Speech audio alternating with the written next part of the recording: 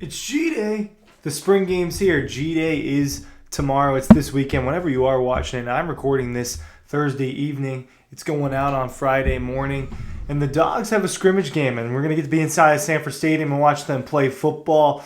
In this video, I just want to talk about players that I expect these players to pop a little bit on Saturday. Players that might make an impact, and if they aren't guys that make a huge impact during this scrimmage, maybe expect them to make an impact this season, or at least there has been momentum for that. But I want to highlight a few guys on each side of the ball, guys that I think are going to just have a good spring scrimmage because we've been hearing that they're doing well, or maybe the stars are aligning for them to have a big scrimmage game. Maybe they've already been doing well. Remember, this is not Georgia's first scrimmage of the spring, right? It's just a public show that they turn, and that's what all these schools have done, and it's all about money at the end of the day. But this is the third time that they're scrimmaging, third or fourth time that they're scrimmaging. They've already gone through these practices a few times now. We've seen a little bit of clips from them. We've seen Carson Beck throw sometimes. So I want to talk about the guys that I think are going to do well. Ryan Curley from Dawg Post talking about G-Day, talking about spring game. I'm going to go offense first. I'll go back and forth. I'll go tit for tat, maybe. We'll see if it makes sense that way. But I've got my little list, and I think Roderick Robinson is a guy you're going to see get a lot of totes, get a lot of carries on Saturday. Really don't know exactly what the status of Trevor Etienne is. Haven't been able to see practice since his DUI arrest. So Kirby has kind of shut it down for the media after that happened. As expected, when things like that happen, it starts to get a little bit more closed off. It's likely he's going to miss a game in the fall. I don't know that necessarily means he's going to be held out of this game. That, I read somewhere that he might be. That doesn't make complete sense to me. But if he, especially if Trevor Etienne is not out there, which he should be out there, I think, getting some carries. Roderick Robinson is the guy who's been operating as the guy behind him, as the second string running back throughout this spring. Branson Robinson, right? He's coming off injury. We don't know what he'll be or what 100% Branson Robinson is right now because we know what he was. We know he was a really good running back and he was a third stringer his freshman year in 2022. Expected to be a strong third stringer in 2023. Doesn't happen because he ruptures his patella. So Roderick has been getting those touches, and this will be his sophomore season. Big guy. Seen him truck some guys in practice. Seen him truck Ellis Robinson.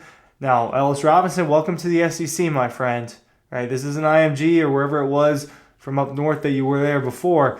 And that's a top 5 prospect. If you don't know who Ellis Robinson is, he's a top 5 prospect. He's a freshman corner on Georgia. I think Roderick's going to have a big game, or at least a few touches. The only thing I'll say about the running back, because he's not the only running back I'm going to mention, is they're not going to just pound the rock. Right? They want these quarterbacks to flinging around. They want these receivers and these DBs to have that type of game action. You want Carson Beck to be able to have game reps. You want Gunnar Stockton, Ryan Puglisi to be able to have game reps and throws against SEC defensive backs. I mean, you can argue that these scrimmages are just as valuable as when they play. It's more valuable to me than it is when they play certain teams. Obviously, it's easier to say in practice. Before I get to the rest of this list, make sure you're checking out the newsletter. It's in the link in the description of this video. To sign up for it is at least all you got to do is click on that link. It takes you to the site. All you got to do is put your email in, submit. All of a sudden, you're on the Dawg Post newsletter, and you're getting that info every single day in your inbox. We're keeping you notified with what's going on with the Dogs. I'll up the defense. A guy that we've been hearing about is KJ Bolden. Ooh, freshman safety.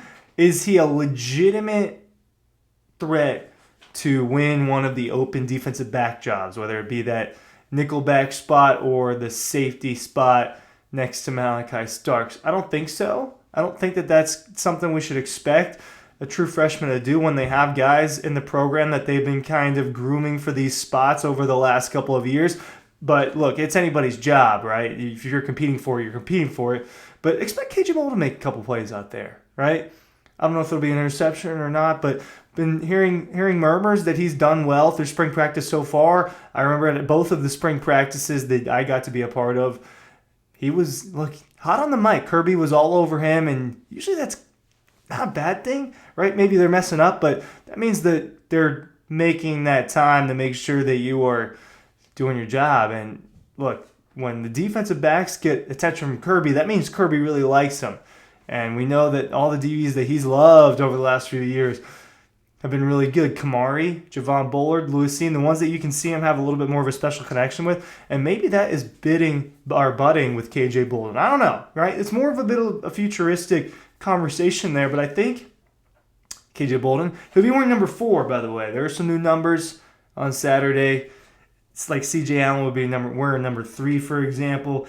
Someone else who changed their number, I believe, was Daniel Harris changed his number to 7. He was wearing number 15 as a DB last year. There'll be a few of them, and obviously the freshmen will have new numbers, but KJ Bolden will be wearing number 4 on that defense. He'll probably be on the second string defense, if I had to guess. And they haven't released any of the rosters or the colors or any of that stuff. Moving on to the next guy. A guy who's going to have a big day, and I won't necessarily touch on this too much, but Dominic Love is going to get the ball.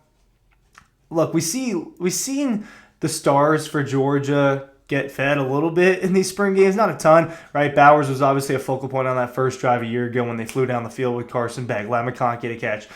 All right, Dominic Lovett, he's going to get a couple catches. He's going to look good doing it because they're gearing him up to probably be this wide receiver 1 or at least to be a very big part of the Georgia offense, a guy that's going to contribute. Kirby Smart said that he's been dominant on certain days over this offseason. When you go and watch practice, you can see the obvious chemistry. I thought that from the jump a year ago. Let's rewind to last spring.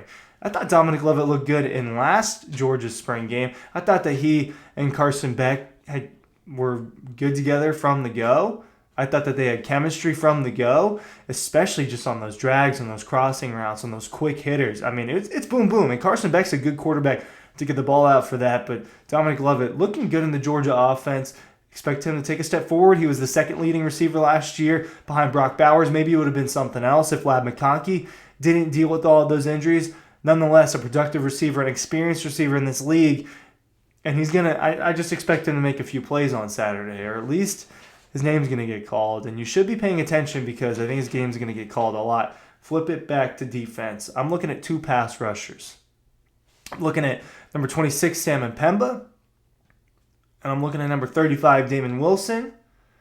I'm interested to see what those guys do on Saturday. I like Damon Wilson a lot. Georgia's experimenting a little bit with their pass rush unit, putting Michael Williams on the outside linebacker. You know that Chaz Chambliss is going to be out there a lot. But Marvin Jones Jr. gone, Darius Smith gone, a little bit of the younger guys now, these true freshmen from last year, are probably expected to be a part of this rotation. We know Jalen Walker moves inside and out, and he might be their best pass rusher and their best outside guy. But they want to move on the inside. One, they want to rotate on the inside. If it was up to me, Jalen Walker would be an outside linebacker for Georgia. It's not up to me, and he would be starting on the other side of Chaz Chambliss. We know Chaz Chambliss is going to be a starter. I'd be surprised if he wasn't. But Damon Wilson, number 35, I like that guy. I just think that he's a playmaker, and I want you guys to pay attention and see if he does that on Saturday because I think it's going to happen. A guy that we've talked about a lot this offseason is Arian Smith. And I just expect him to make a couple plays on Saturday. I don't think there has to be some fancy explanation about that. I just think that they're going to get him the ball, and I think that it might be more than once. It might be a deep ball. But Arian Smith has done well this spring. Talked about it a little bit. He's done well on a lot of these springs, and he's good, and he dominates Georgia in practice. It doesn't translate to the games with him as much. So you wonder, is this just another offseason where, hey, he's doing well, he's healthy, but when we get to the season, he's just not going to be the same guy that he is? I don't know. But I expect him to make a couple of plays on Saturday. And he's going to make a couple of plays throughout the year, too. If you're Georgia, you want him to make more than those plays. And that's not all on him, but some of it is. Give you one more on defense. Watch number 5, Raylan Wilson. There's an interesting conversation with the Georgia linebackers I don't think we're having. And it's, who are the 2 starters on the inside? Well, it's going to be Smile Munden. But are we guaranteed to see C.J. Allen in the other spot? Or will Raylan Wilson work his way onto the field? Number 5, inside linebacker for Georgia. I don't know. I just think that might be a little bit of a battle there. Unless there's specific jobs that they have in those spots and they train smile Monday for one. Obviously, they trained them for both, but Raylan Wilson and C.J. Allen, I just don't think that it's like dead set that C.J. Allen's going to be the starter next year. Now, he totally could be, but I think it could be a competition. Names I want you paying attention to on Saturday. Thanks for watching.